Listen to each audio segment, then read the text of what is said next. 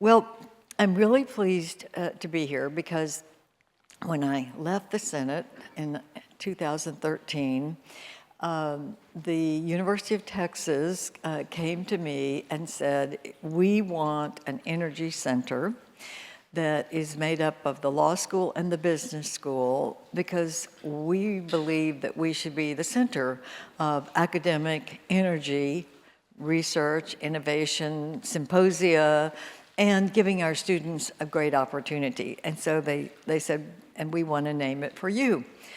And I was very honored because, of course, as a senator, I knew all the great things that Texas was doing. We were the leader. Texas was the leader in energy.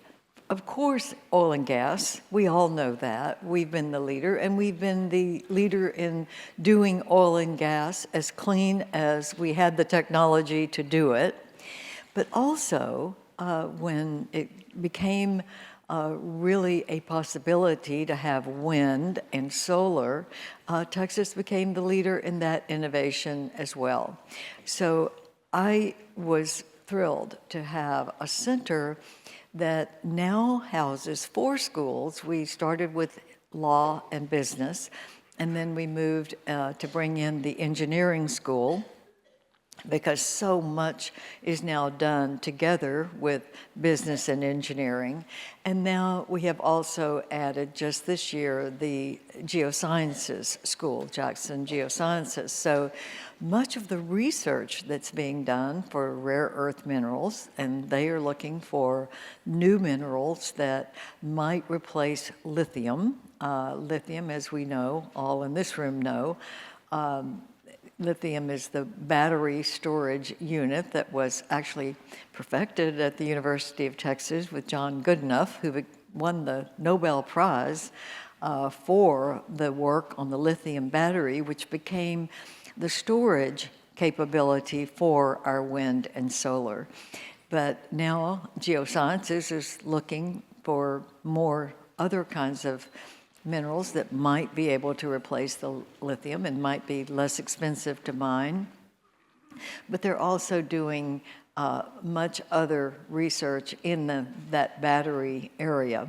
So I have so enjoyed having this center, and I don't know if Pam Giblin is here. Pam, I've got to say, Pam is on our executive council, and Michael Weber, I know who you heard from some of his team earlier as well.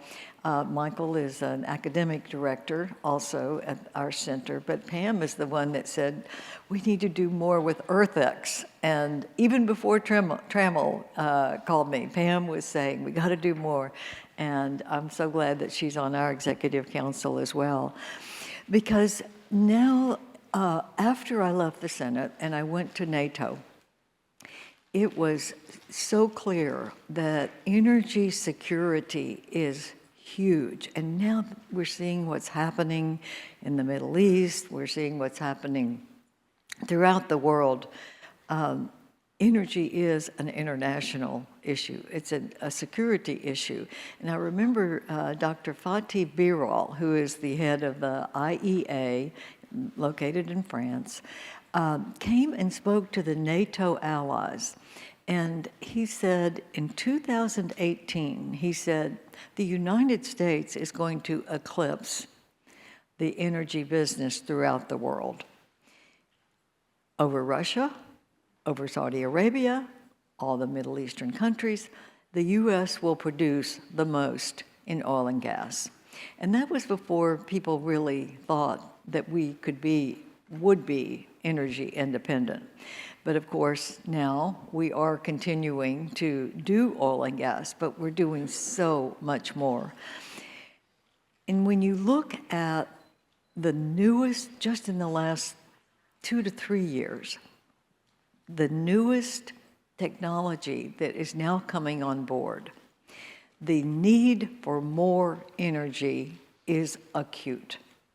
A Goldman Sachs report said that there will be a 60% growth in electricity needs just to fuel the artificial intelligence, manufacturing reshoring, and digital innovation, not counting all of the transportation and the household needs that are going to increase with our population.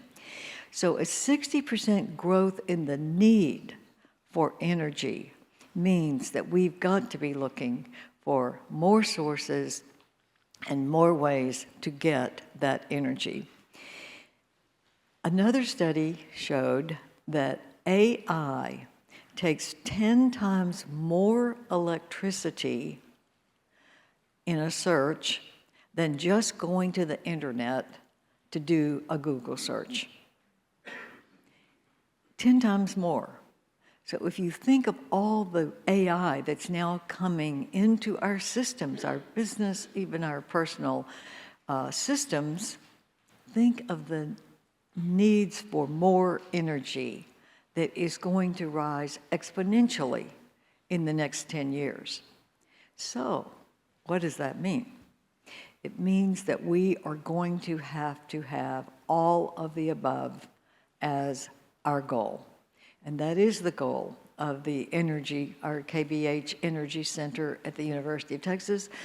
Most academic energy centers are not all of the above. Most of the academic energy centers, well, none of them include 4 schools, but most of them are policy-driven and they are climate-driven. They completely dismiss oil and gas. That is a mistake, because natural gas especially is critical to the sufficiency and the resiliency of our energy sources.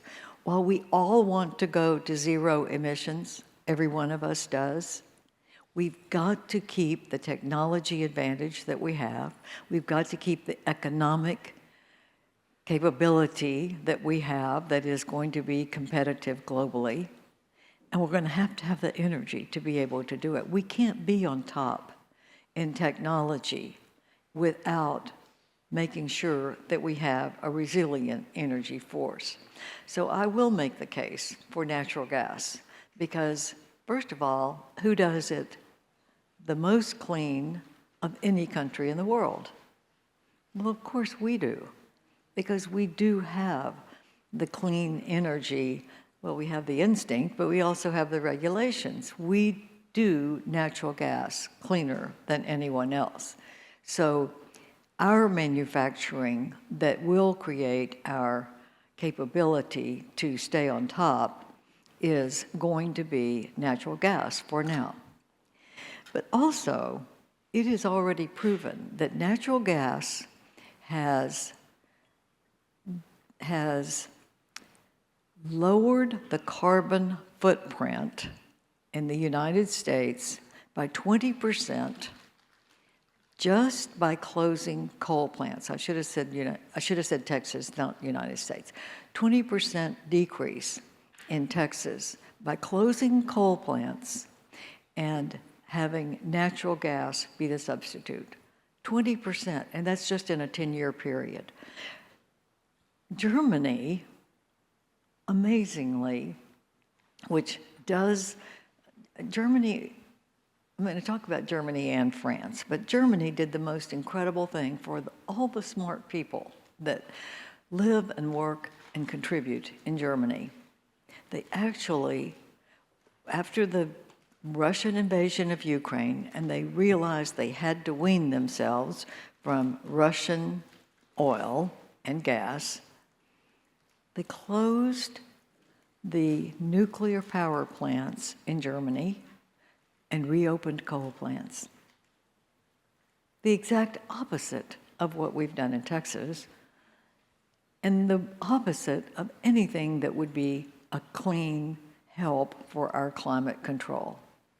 Now, let me say too, that this is part of our international security, that we would have the ability to export LNG to our allies so that they can wean themselves from Russian gas. We should not be fueling the fight against Ukraine, who are free people fighting for their lives to keep their country free. For us to take away the ability to export LNG to Germany and require Germany to buy from Russia and fuel a war that we're all against is absurd. And so we're doing it right, and we've got to continue to be the leader. California has shown that natural gas is essential to fuel their solar and wind efforts. In fact, natural gas fuels 50% of the solar and wind power for California.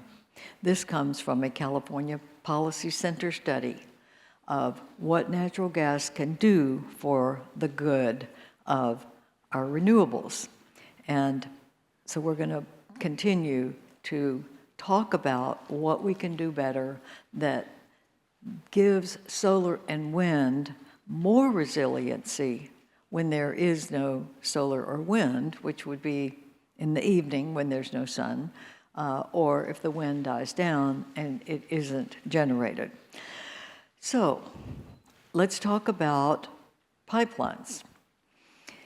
The case for pipelines is so important that I believe, and I hope that this will become more of a common theme, and that is the information from government regulatory agencies says that pipelines have less incident per 1,000 miles of infrastructure in any kind of leak, less than any other kind of transport of oil and natural gas, that pipeline transportation has fewer spillage incidents, that it costs approximately 1/3 of the cost of rail transport of natural gas or oil, and furthermore, it significantly lowers emissions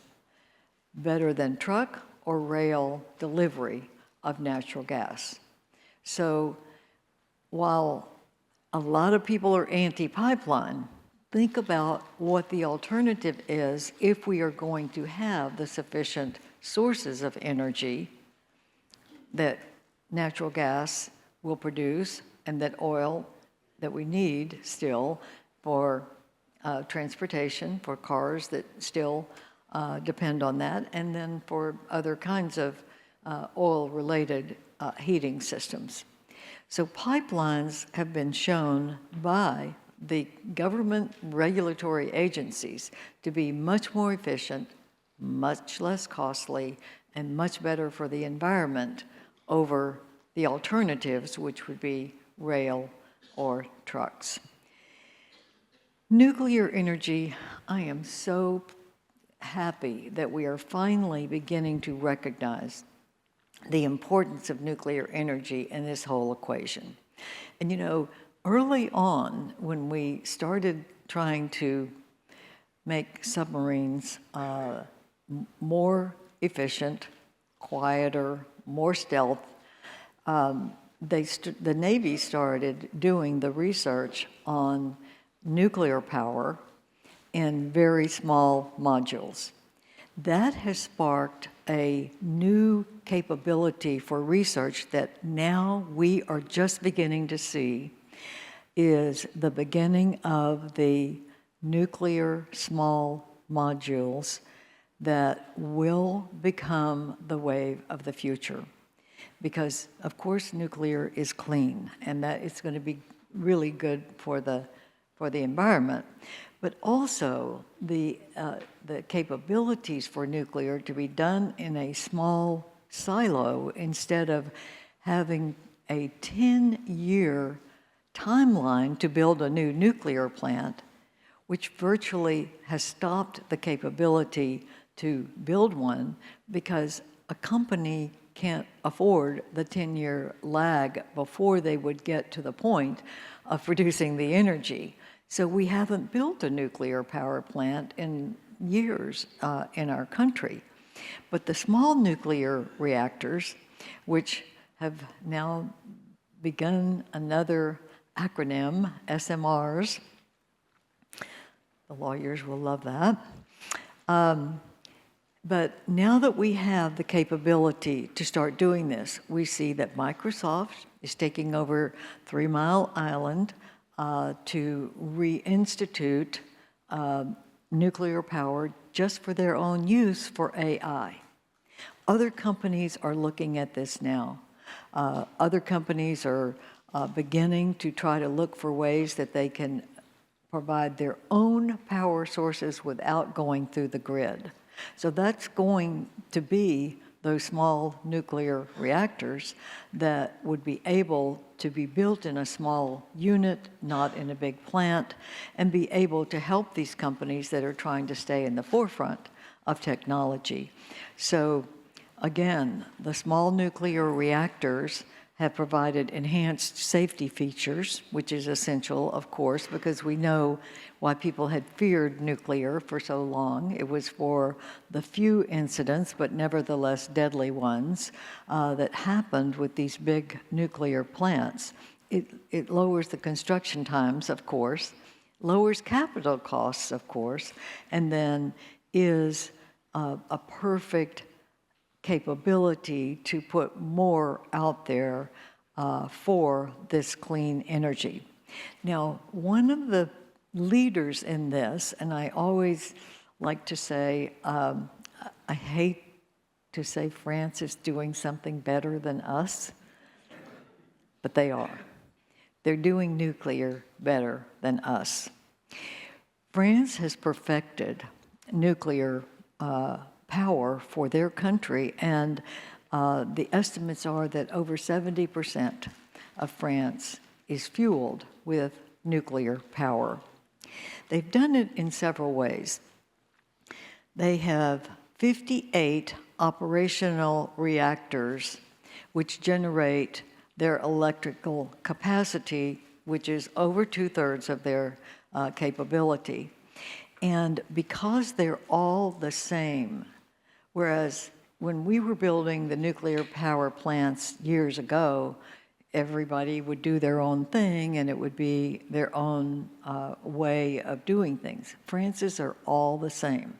So they have been able to get a model that works and then keep to that one way of doing it, which lowers the cost. You don't have to have it reinvented every time you put one of the reactors in place. Also, the French, I have to say, they've learned how to recycle the nuclear waste and put it back in to the system. And it is said that 90% of reusable material and spent fuel is recycled in France with their nuclear reactors. That's huge. That was one of the problems that we had when we were trying to build new nuclear plants. Nobody wanted the waste. And Texas had a place where they had finally, after a lot of negotiation, determined that you could put waste there, but nobody wanted to be around it. And Utah said, no, we're not going to do it here. But the French have done what is absolutely the right thing. They've invented a way to reuse the waste. So they've lowered the amount that is there, and their recycling has allowed nuclear plants to reduce the amount of uranium expended by 17%. So they're doing it right, and I have to hand it to them, and I hope that we will take the small nuclear modules and start perfecting those so that we will have those kinds of capabilities to augment the wind and solar that is so cyclical. And I'm sure many of you read the Dallas Morning News editorial about the Abilene Christian University. I had been hearing about that for years, but they finally got the Nuclear Regulatory Commission to finally approve their ability to build a small nuclear module as a kind of an experimental station. And they are going to build this at Abilene Christian, where It's a private company working with the university to construct a new molten salt reactor that apparently the way that it's supposed to work is that it will, I'm saying this because I don't know exactly how it works, but what they're going to try to perfect is that the cooling of the salt, the molten salt, is going to allow a lower pressure with a safety mechanism in the nuclear reactor. And they have the safety mechanism is if the molten salt becomes too hot, it will shut it off. So those are safety measures, and also the molten salt is also experimental as part of the nuclear reactor. So forgive me if I'm not the expert in explaining this. I'll bet somebody in this room can explain it more right. Raise your hand if you can explain this better. Because I would love to be able to say it right, but I am so impressed with what this company that's working with Abilene Christian has been working on for years, because I've been hearing about it. But now that they have the Nuclear Regulatory Commission approval, this could be something really big that is going to begin to help with Texas, with America as well. But also, one other thing that's being done in Texas, and this is sort of new as well, and it is for the ability to restore batteries that is much more energy efficient and no emissions whatsoever. One is called Energy Vault gravitational storage facilities, so that it basically is just a gravitational pull where it stores up in the high time of production, and then when night comes or there's no wind, it just turns and goes back down, and that provides the pressure to keep the grid going. So that's being done in an experiment in Snyder, Texas, and Fort Stockton, where they're testing this just gravitational pull that would be in the same realm. Pat Woods is shaking his head, so you've heard of this too, I know, because you're the expert. And this is totally natural. So it's something that Texas, again, is in the forefront of doing. And then I bet you can understand this better than I can, but I love it. It's a pump storage facility in San Antonio with hydroelectric pump storage facilities in Llano County. So these are pump stations, again, that would give us more capability to make our grid more resilient and be able to survive with electricity through the night, and also when there is no wind. So we've got so many great things happening, and I think the path forward is going to be to perfect pipelines, because they're better than trucks and trains, and we need natural gas, and we need to continue to do that in a clean way, in an innovative way. We most certainly need to continue and build on the small nuclear reactors that have now begun to be much more uniform, so that we can see that happening really all over the country.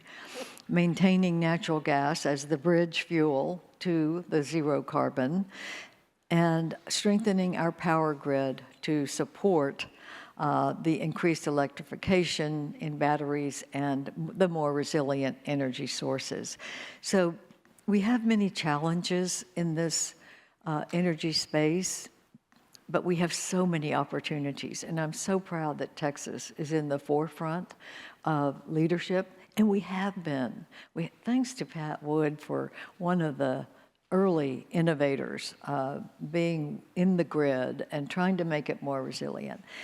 We have so much that we've already done that is leading the nation. We're the best. When I say we're the best in wind and energy, and people go, no.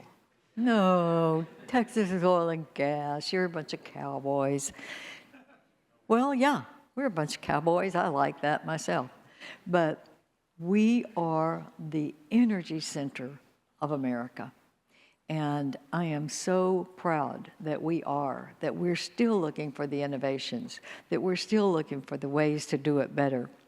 Because maintaining our economic competitiveness is essential if we're going to continue to be the leader of the free world, which we are, and to be the leader in clean energy, which we are, and to have allies that depend on us and will do what we do and buy our ideas so that we will have a cleaner environment for everyone who lives in the world. National security is a big issue for me, and I know from serving in NATO for almost 4 years how much our allies depend on us for freedom and the willingness to assess a risk and then deter against it, and to back it up with our energy security and the ability to share it with our allies. And I hope very soon we reopen the spigot on natural gas to be exported to our European allies so that we starve the Russian economic capability to continue to bombard, kill, maim, and destroy a free country like Ukraine. And it's all part of energy resilience, and our leadership is imperative. So thank you, Trammell, for starting the effort worldwide, for thinking about these issues. EarthX has done that, and we appreciate it, and we need to be all of the above to make sure that we stay on top and we do it the right way. Thank you.